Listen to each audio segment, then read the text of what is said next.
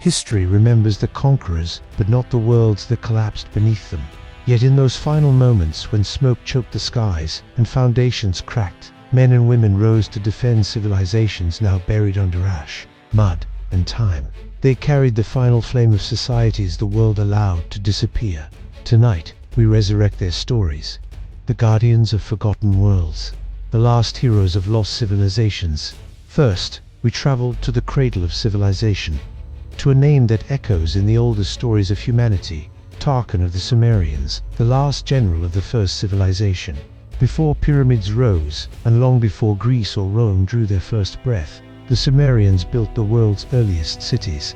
In the Fertile Crescent between the Tigris and Euphrates. They created writing, law, astronomy, and engineering, the very blueprint of civilization itself. But even the first civilization has an ending, as Akkadian invaders tore through their city-states and a catastrophic climate collapse withered their farmlands. One man stood against the encroaching darkness, Tarkan, general of Lagash. He gathered the final Sumerian warriors, men who knew their world was dying, but refused to let it vanish without a fight. Tarkan fortified the last surviving strongholds, fighting desperate battles not for glory or conquest, but to preserve the clay tablets, the soaring ziggurats, and the accumulated knowledge that defined humanity's very beginnings. He did not fight for triumph. He fought so that the memory of Sumer would outlive its fall, ensuring that the story of where we all began would not be erased by the sands of time. Tarkan died defending the cradle of civilization, with his spear planted in Sumerian soil.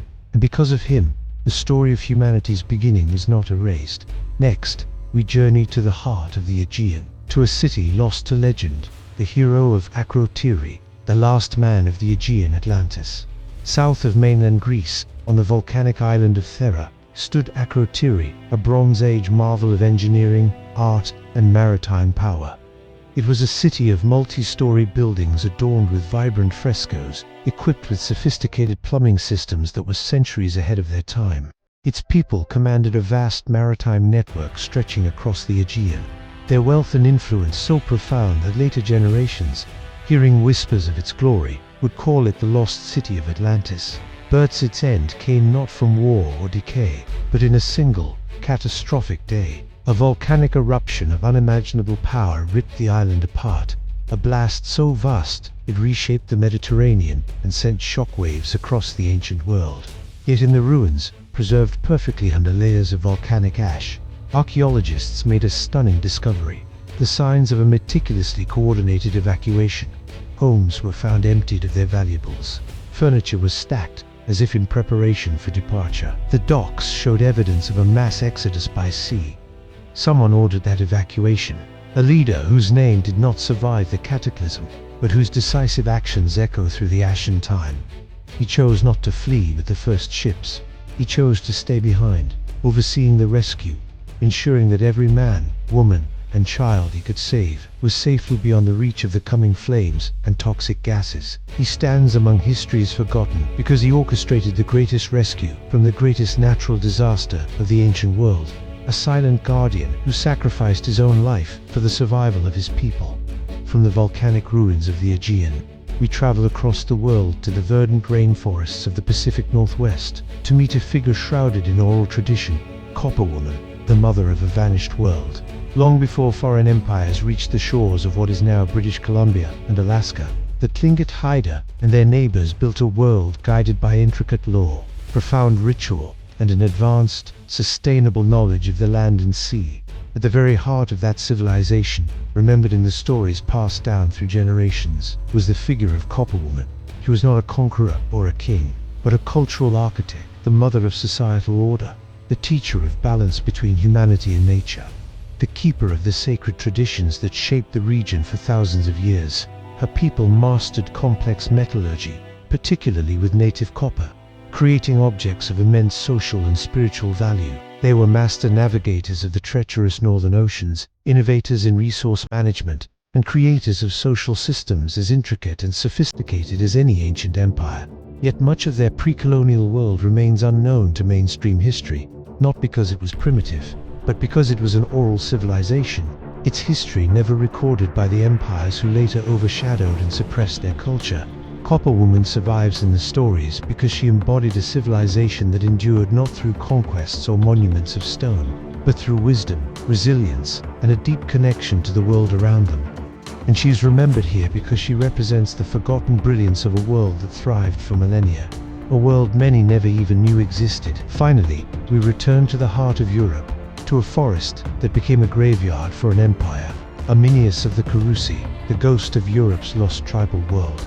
Before Rome stamped its imperial mark across the continent, Europe was a vibrant and complex mosaic of independent tribal nations, each with their own laws, values, and fierce identities. Among them rose Arminius, a nobleman of the Carusi tribe, taken to Rome as a boy hostage. He was educated as a Roman, trained as a Roman officer, and armed by the empire he was meant to serve.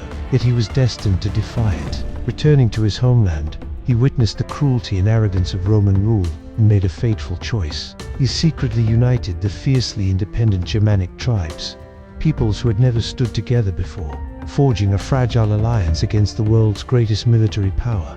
He led them through the dark and twisting paths of the Teutoburg forest, and Strahemus, in a masterfully executed ambush, crushed 3 of Rome's finest legions, a disaster so complete it shattered the Emperor Augustus and forever halted Rome's dream of northern conquest. But his triumph was tragically short.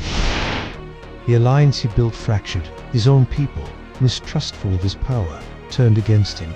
He was assassinated, and Rome, in its shame, worked to erase his name from its histories. The free, tribal world he fought so valiantly to protect slowly faded into obscurity, absorbed or extinguished by the relentless march of empire. He stands here as the powerful and tragic symbol of a Europe that might have been, a continent of diverse peoples crushed not by the forces of nature, but by the ambitions of empire. A hero whose greatest victory was followed by the slow, inevitable death of the world he fought for. Tarkan, the stoic guardian of the world's beginning. The anonymous hero of Akrotiri, the selfless savior of a forgotten Atlantis. Copper Woman, the wise architect of a hidden northern civilization. And Arminius, the defiant defender of a Europe lost to empire. 4 heroes, 4 vanished worlds, 4 civilizations nearly erased from the pages of history. In the face of annihilation, they held back the darkness just long enough for the faintest traces of their people, their knowledge, and their stories to survive. Without them, entire chapters of the human story would be nothing but silent dust. Civilizations fall, but courage endures. It is a light that can never be fully extinguished. And as long as we remember the defenders of the lost worlds, as long as we speak their names and tell their stories, their civilizations live again in the minds and hearts of those who hear their names. Tonight, we have restored the echoes of 4 forgotten heroes, pulling their legacies from the shadows. May their worlds, and the courage of those who defended them, never be forgotten again.